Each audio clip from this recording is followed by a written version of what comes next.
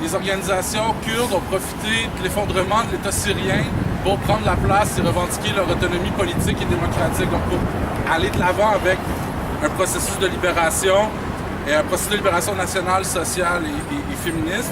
Et donc, ils se sont organisés et ont mis sur pied une révolution démocratique. En fait, c'est ce qu'ils appellent l'autonomie démocratique, qui en fait de prendre le contrôle de leurs affaires et qui n'est pas très loin de ce qu'on revendique comme type de programme politique progressiste. Et donc ça, c'est depuis le 19 juillet 2012. C'est quand même curieux que ce soit le 19 juillet, mais bon. Et donc, depuis ce temps-là, ils essaient de protéger l'intégrité finalement de la région kurde de Syrie et des agressions de tous ordres. Et ils avaient une politique de pas de guerre, pas de paix avec le régime syrien et avec les organisations islamiques. Et là, le pas de guerre, pas de paix est en train de se transformer en guerre totale depuis un certain temps, parce que leur région, effectivement, est à la jonction entre la Syrie, l'Irak et la Turquie. Et contrôler cette région-là, c'est contrôler, en fait, l'arrivée de combattants occidentaux qui passent par la Turquie. Il y en a 15 000 quand même qui sont passés, donc c'est beaucoup de monde et c'est très important au niveau des différents groupes qui se battent. Et donc, cette révolution démocratique-là a été mise sur pied, permet en fait une coexistence pacifique et un régime laïque sur place, qui reconnaît autant les musulmans qu'une minorité religieuse comme les Yazidis ou les chrétiens ou les Assyriens de la place et qui permet en fait un vivre ensemble en fait qui est tout simplement démocratique et tout. Et donc, depuis le 15 septembre, pour la deuxième fois, Kobané est assiégé. Kobané, c'est donc la ville, c'est une des trois principales villes kurdes de Syrie. Donc, Kobané est assiégé par l'État islamique. Et Sébastien disait 50 000 habitants. Oui, c'est vrai, Kobané, il y a 3 ans, avait 50 000 habitants, mais il y a 200 000 personnes des campagnes qui se sont rendues à Kobané parce que, avant d'assiéger Kobané, ils ont pris tous les villages qui entourent Kobané et les Kurdes sont un peuple essentiellement agricole qui vit de la terre. Et donc c'est ça, là, ils sont assiégés depuis le 15 septembre. Ça nous place dans une situation un peu particulière comme militants occidentaux dans la mesure où les forces armées kurdes qui protègent la population kurde en Syrie demandent une intervention occidentale. Demandent une intervention qui va leur permettre en fait d'égaliser les forces avec l'État islamique qui est armé par exemple de tanks américains qui sont pris sur l'armée irakienne qui est en train de s'effondrer en Irak.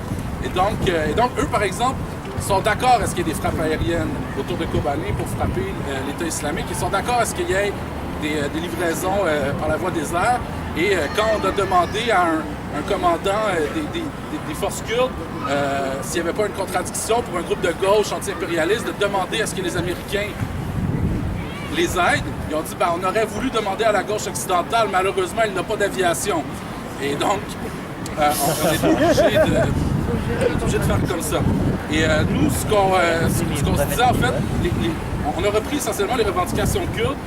Eux, ils veulent pas qu'il y ait un débarquement militaire au Kurdistan. Ils veulent rien savoir que les Américains ou les Turcs débarquent, surtout pas les Turcs, qui sont la principale puissance de l'OTAN dans le coin, parce que les Turcs leur mènent la guerre depuis 30 ans. Et il y a eu plus de 20 000 morts. Il y a 2000 villages kurdes en Turquie qui ont été fermés dans les années 90, 4 millions de déplacés. Donc ils veulent pas que les Turcs viennent les aider et les sauver. Ils veulent pas non plus que les Américains débarquent parce qu'ils savent très bien ce que ça s'est fait, en Irak. Ce qu'ils veulent, c'est qu'on laisse les combattants kurdes des autres régions du Kurdistan passer et venir les épauler et qu'on leur donne des armes et des vivres pour mettre les choses à égalité. Et donc ça, c'est en train de se faire tranquillement, pas vite. Le gouvernement régional kurde d'Irak a négocié avec la Turquie, et là on est vraiment dans la real politique, c'est en échange d'un pipeline qui va passer par le territoire turc pour se rendre autonome au niveau du pétrole face à l'Irak.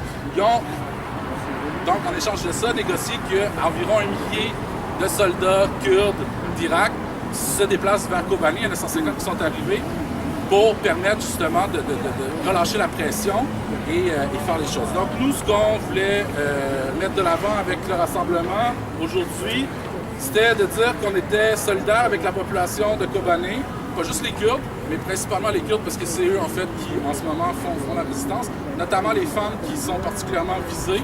1/3 des combattants kurdes de Kobané sont des combattantes en fait. Et ensuite, on souhaite la victoire de la résistance kurde pour qu'ils puissent poursuivre l'expérience démocratique, l'autonomie démocratique dans la région. On demande aussi que le Canada retire de la liste des organisations terroristes le PKK et ses organisations affiliées, parce que le PKK est sur la liste des organisations terroristes que c'est extrêmement difficile d'organiser la solidarité avec les forces en Syrie. Et c'est notamment pour ça que les Américains et les Canadiens ne sont pas capables de reconnaître les forces sur le terrain, parce qu'ils disent qu'ils sont affiliés à des terroristes. Et aussi qu'on cesse le soutien à la Turquie et aux dictatures intégristes du Golfe là, qui ont aidé à la construction de l'État islamique. La Turquie, qui est la deuxième plus grosse armée de terre de l'OTAN, qui opprime 10% de sa population, actuellement au Kurdistan turc, c'est encore interdit d'enseigner le kurde aux enfants, de les alphabétiser en kurde. Donc, c'est des choses qu'on n'a pas vues depuis longtemps. Et finalement, qu'il n'y ait pas de nouvelle invasion occidentale en Irak, parce que concrètement, c'est les invasions occidentales en Irak et en Afghanistan qui ont rendu cette situation-là possible et ce bordel-là. Et actuellement, ben, Kobani, c'est la possibilité en fait de Moyen-Orient démocratique où ce que le monde peut vivre en paix et en bonne entente.